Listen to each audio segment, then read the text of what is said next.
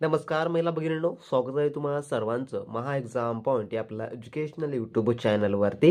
तर आपला आजचा व्हिडिओचा भाग 22 आहे, ज्यामध्ये आपण महिला व बाल विकास विभाग भरती 2024च्या भरती परीक्षा संदर्भात आपण रेग्युलरली आपल्या लेक्चर मार्फत परीक्षा दृष्टिकोनातून मुख्य सेविका परीक्षिका या पदाकरता संपूर्ण काही टेसेस पॅटर्न आधारित परीक्षाभिमुख प्रश्न आपण सोडवत आहोत. जर महिला भगिनींनो तुम्ही या मागील व्हिडिओचे पाठ पाहिले नसाल तर त्या संपूर्ण व्हिडिओची लिंक तुम्हाला या व्हिडिओच्या खाली डिस्क्रिप्शन बॉक्समध्ये मिळेल.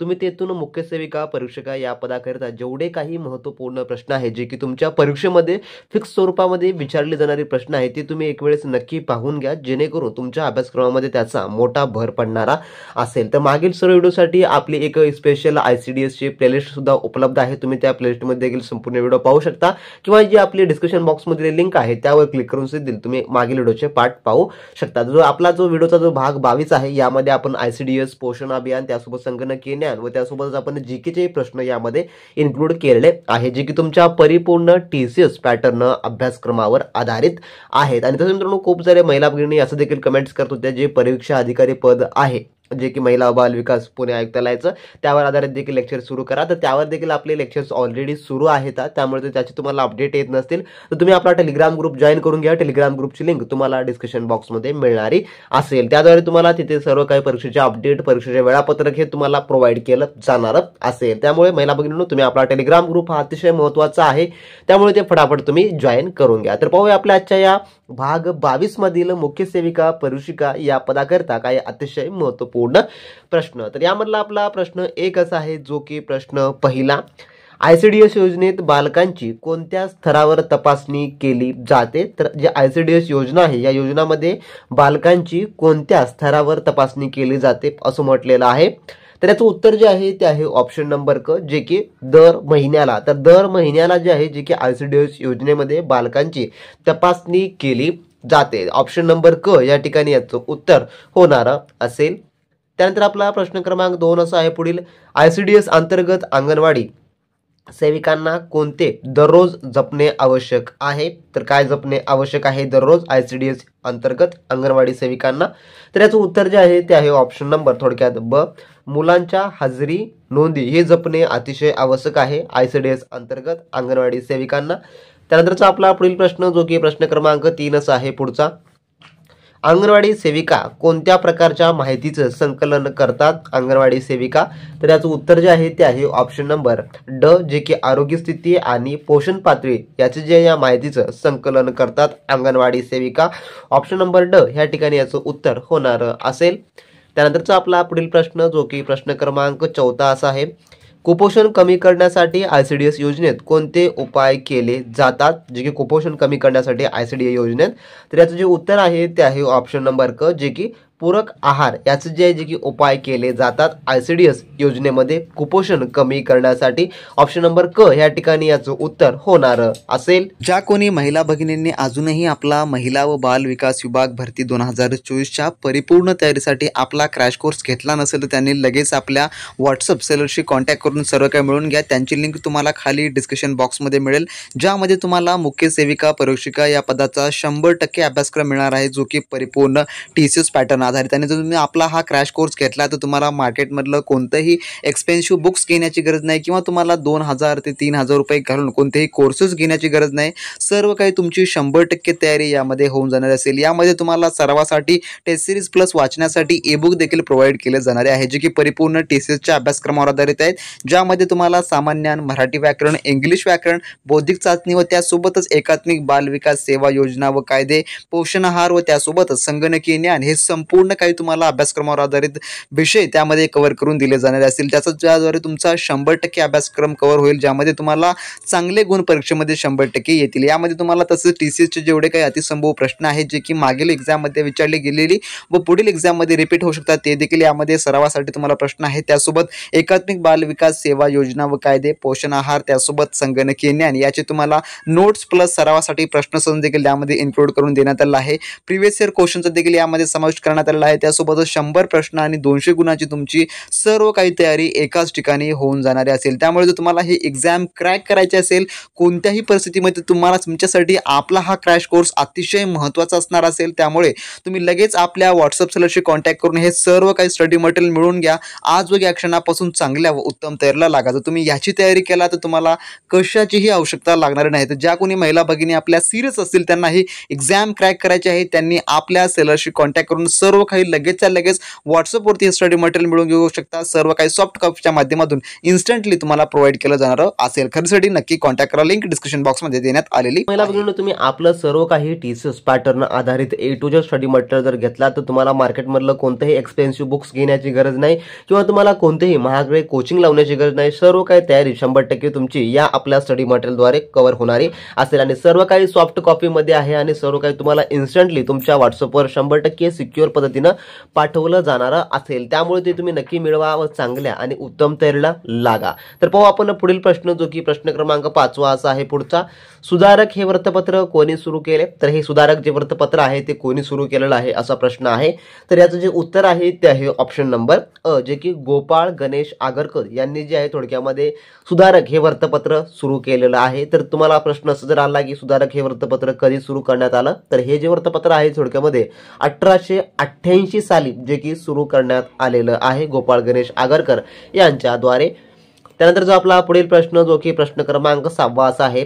डॅश यांनी त्यांच्या भारतातील गरिबी आणि ब्रिटिश शासन या ग्रंथात आर्थिक शोषणाविषयी विस्तृतपणे लिहिलेलं आहे. तर कोणी लिहिलेलं आहे भारतातील गरिबी आणि ब्रिटिश शासन हे ग्रंथ? तर याचं जे उत्तर आहे ते आहे ऑप्शन नंबर अ, जे की दादाभाई नौरोजी यांनी जे आहे थोडक्यामध्ये भारतातील गरिबी आणि ब्रिटिश शासन हे ग्रंथ लिहिलेलं आहे. तर परीक्षेमध्ये तुम्हाला असा प्रश्न आला की हे ग्रंथ कधी लिहिलं गेलं किंवा कधी प्रकाशित करण्यात आलं, तर हा जो ग्रंथ आहे थोडक्यामध्ये 1901 साली प्रकाशित करण्यात आलेला आहे. भारतातील गरिबी आणि ब्रिटिश शासन, जे की दादाभाई नौरोजी यांच्याद्वारे लिखित आहे. थोडक्यामध्ये तुम्ही इसवी सन देखील लक्षात ठेवून घ्या. तुम्हाला इसवी सनवर आधारित देखील परीक्षेमध्ये जो काही प्रश्न येऊ शकतो किंवा विचारला जाऊ शकतो. त्यानंतर आपण पाहू जो की आपला पुढचा प्रश्न आहे, जो की प्रश्न क्रमांक 7 असा आहे. महाराष्ट्रातील कोणता समाज धर्मसुधारक लोकहितवादी म्हणून प्रसिद्ध होता? जे की समाज धर्मसुधारक म्हणून लोकहितवादी. थोडक्यामध्ये प्रश्न तुम्हाला असा देखील येऊ शकतो की जे काही लोकहितवादी म्हणून कोणाला ओळखलं जातं किंवा लोकहितवादी हे कोणाचं निकनेम आहे किंवा उपनाव आहे, असं देखील तुम्हाला प्रश्न येऊ शकतो. तर याचं जे उत्तर आहे प्रश्न 7व्याचं ते आहे ऑप्शन नंबर ब, गोपाळ हरी देशमुख. तर गोपाळ हरी देशमुख यांना जे आहे थोडक्यामध्ये लोकहितवादी या नावाने देखील ओळखलं जातं. ऑप्शन नंबर ब या ठिकाणी याचं उत्तर होणार असेल. त्यानंतरचा आपला प्रश्न 8वा असा आहे पुढील. महाराष्ट्रात प्रथम कुटुंब नियोजन चळवळ डॅश यांनी सुरू केली? तर महाराष्ट्रामध्ये प्रथम कुटुंब नियोजन चळवळ जे की कोणी सुरू केली असा प्रश्न. तर याचं उत्तर जे आहे ते आहे ऑप्शन नंबर जे की ड, जे की R.D. कर्वे, म्हणजेच की रघुनाथ धोंडो कर्वे थोडक्यात यांनी जे आहे थोडक्यामध्ये महाराष्ट्रात प्रथम कुटुंब नियोजन चळवळ जी की सुरू केली. तर कधी सुरू केली आणि कोठून सुरू केली असा जर प्रश्न आला तर त्याचं उत्तर आहे जे की 1923 साली त्यांनी ही जी आहे चळवळ सुरू केलेली होती. कुटुंब नियोजन चळवळ प्रथम महाराष्ट्रामध्ये कोणी सुरू केलेली आहे? तर हा थोडक्यामध्ये आपल्याला NHM साठी देखील महत्त्वपूर्ण प्रश्न आहे, तसेच आपल्या ICDS साठी देखील हा एक महत्त्वपूर्ण प्रश्न आहे. तुम्हाला हे परीक्षेमध्ये येऊ शकतं. त्यानंतर आपला पुढील प्रश्न, जो की प्रश्न 9 असा आहे.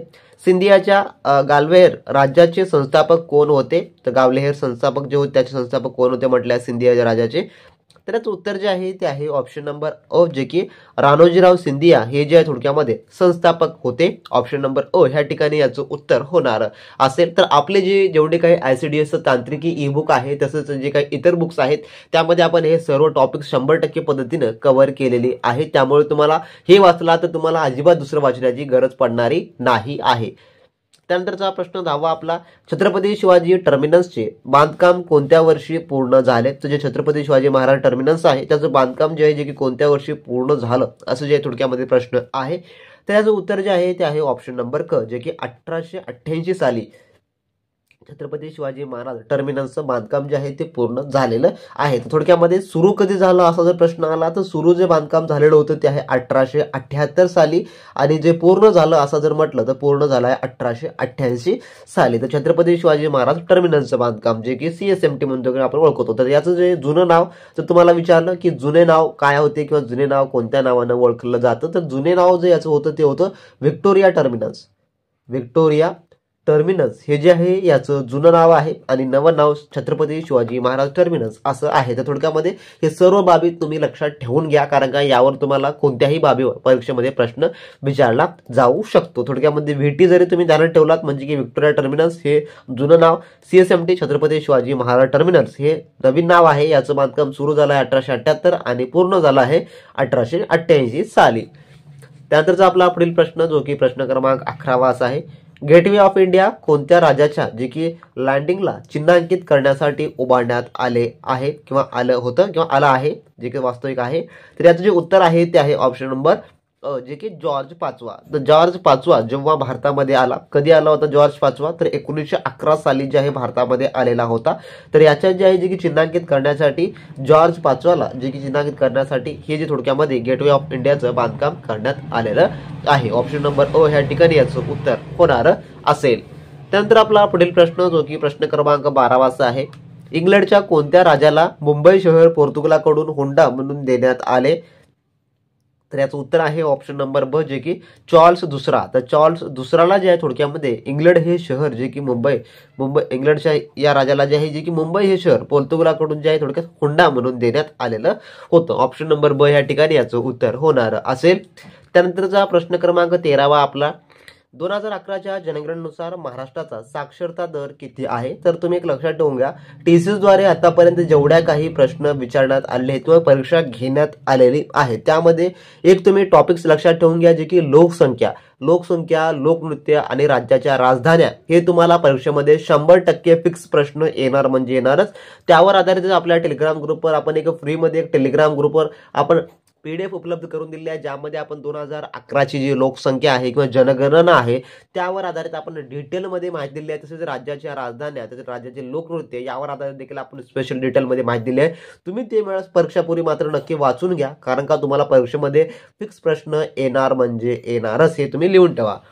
तर याचं उत्तर आहे ऑप्शन नंबर जे की 82.34% एवढं जे महाराष्ट्राचा साक्षरता दर आहे 2011च्या जनगणनेनुसार. त्यानंतर आपला प्रश्न 14वा. महाराष्ट्रातील क्षेत्रफळानुसार सर्वात मोठा जिल्हा कोणता आहे. जे की सर्वात मोठा जिल्हा म्हटलेला आहे या ठिकाणी. तर याचं उत्तर जे आहे ते आहे ऑप्शन नंबर क जे की अहमदनगर म्हणजेच की सध्याचे अहिल्यानगर हे जे आहे महाराष्ट्रातील सर्वात मोठा जिल्हा आहे क्षेत्रफळानुसार. तर क्षेत्रफळानुसार तुम्हाला सर्वात लहान जिल्हा विचारल्यास कोणता येणार असेल जे की महाराष्ट्रातील जे की मुंबई शहर हा जो जिल्हा आहे जे की क्षेत्रफळाच्या दृष्टीने सर्वात लहान जिल्हा आहे तर सर्वात मोठा हा अहिल्यानगर आहे हे लक्षात ठेवून घ्या.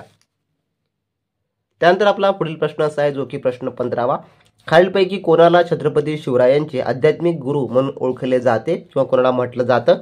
तर याचं उत्तर आहे ऑप्शन नंबर जे की रामदास स्वामी. तर रामदास स्वामी यांना जे आहे थोडक्यामध्ये छत्रपती शिवाजी महाराजांचे जे की आध्यात्मिक गुरु असे मानले जाते. ऑप्शन नंबर ह्या ठिकाणी याचं उत्तर होणार असेल. तर महिला बघून असे हे आपल्या आजच्या व्हिडिओमधले जे काही भाग 22 मधले टॉप 15 क्वेश्चन होते जे की आपण या व्हिडिओमध्ये कव्हर केलेले आहेत. तर अशा प्रकारचे व्हिडिओ आपले प्रिव्हियस देखील आहेत मागील व्हिडिओ ज्यामध्ये आपण महत्त्वपूर्ण प्रश्न कव्हर केलेले आहेत. आणि ज्या महिला भगिनींना सर्व काही TCS पॅटर्न आधारित आणि ही परीक्षा पास करण्यासाठी जर तुम्हाला स्टडी मटेरियल हवा असेल, योग्य ती स्टडी मटेरियल तुम्हाला वाचायचं असेल तर तुम्ही नक्की आपल्या व्हॉट्सअप सेलरशी कॉन्टॅक्ट करून घ्या. डिस्क्रिप्शन बॉक्समध्ये त्यांची लिंक दिलेली आहे ज्याद्वारे तुमचा सर्व काही 100% अभ्यासक्रम हा कव्हर होणारा असेल. आणि तुम्ही एवढं जरी वाचलं तर तुम्हाला परिपूर्ण होणारा असेल. परीक्षा ही योग्य येणाऱ्या काळामध्ये आहे आणि त्यामुळे तुम्हाला भरमसाठ इतरत्र कोणतीही माहिती न वाचता जर तुम्ही योग्य माहितीच्या मार्गदर्शनाखाली अभ्यास केलात तर 100% तुम्ही एक्झाम क्रॅक करू शकता. त्यामुळे घ्यायचं असेल तर आपल्या व्हॉट्सअप सेलरशी कॉन्टॅक्ट करा. डिस्क्रिप्शन बॉक्समध्ये त्यांची लिंक जी आहे ती दिलेली आहे. सर्व काही तुम्हाला सिक्युअर पद्धतीने व्हॉट्सअपवर पाठवलं जाणार असेल त्यामुळे तुमच्या वेळेची देखील बचत थोडक्यात होणारी असेल. तर भेटूया नेक्स्ट व्हिडिओमध्ये नवीन प्रश्नांसोबत, नवीन अपडेट सोबत. तोपर्यंत तुम्ही आपल्या चॅनलला सबस्क्राईब करा, व्हिडिओ आवडल्यास लाईक करा आणि तुमच्या महिला भगिनी मित्रांसोबत शेअर करा. मात्र विसरू नका. भेटूया नेक्स्ट व्हिडिओमध्ये. तोपर्यंत बी प्रॅक्टिस क्रॅक एक्झाम.